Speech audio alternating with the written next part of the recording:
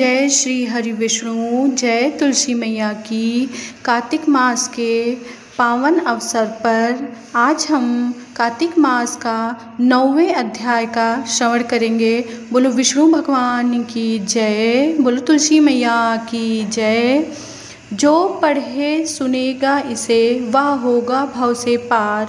श्री हरि कृपा से लिख रहा 9वां अध्याय का सार।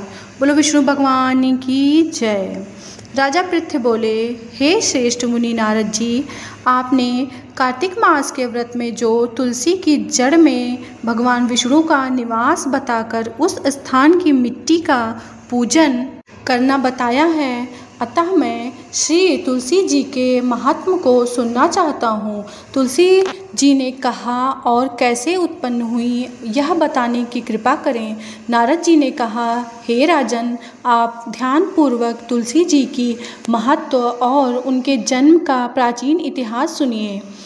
एक समय जब देवगुरु बृहस्पति और देवराज इंद्र कैलाश पर्वत पर शंकर जी का दर्शन करने गए तो भगवान शंकर ने अपने भक्त की परीक्षा ली। उन जटाधारी दिगंबर ने उनके मार्ग में अवरोध डाला।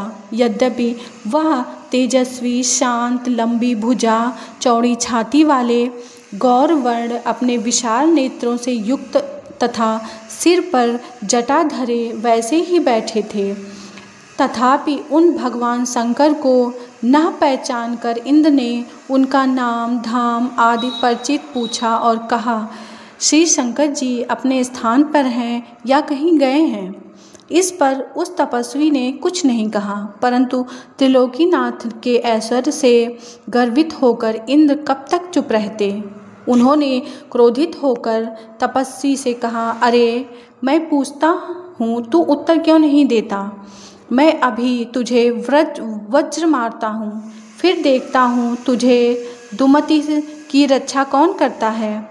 ऐसे क्रुद्ध हो इंद्र ने ज्यों ही उस दिगंबर को मारने के लिए हाथ में वज्र लिया, त्यों ही भगवान शंकर ने वज्र सहित इंद्र का हाथ स्तंभित कर दिया और विकराल नेत्र धारण कर इंद्र को देखा। ऐसा विदित हुआ मानो वह दिगंबर प्रज्वलित हो उठा और तेज से जला देगा।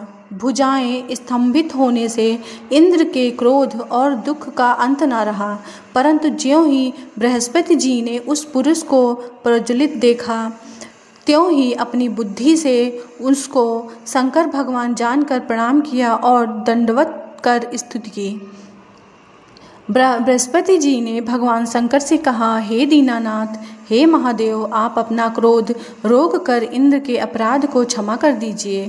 बृहस्पति जी ने यह सुनकर महेश्वर गंभीर वाणी में बोले, मैं अपने नेत्रों से निकले हुए क्रोध को कैसे रोकूं? वह बृहस्पति जी ने कहा, भगवान, भक्तों पर दया करनी चाहिए। आप अपना भक्त वत्सल नाम सार्थक कीजिए। आप अपने इस तेज को कहीं और स्थापित कर इंद्र का उद्धार करिए।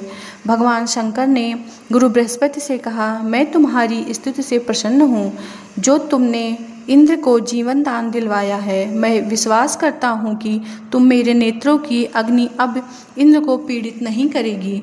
बृहस्पति ने ऐसा कहकर भगवान शंकर ने अपने माथे से निकले हुए अग्निमय तेज को अपने हाथ में लेकर क्षीर सागर में डाल दिया। फिर लीलाधारी भगवान अंतर्ध्यान हो गए। इस प्रकार जिसको जो जानने की इच्छा थी उसे जानकर इंद्र और बृहस्पति जी अपने स्थान को चले गए। बोलो विष्णु भगवान की जय। कार्तिक मास का 9वां अध्याय समाप्त। तुलसी मैया की जय। विष्णु भगवान की जय। जय श्री हरि विष्णु। जय तुलसी मैया की। कार्तिक मास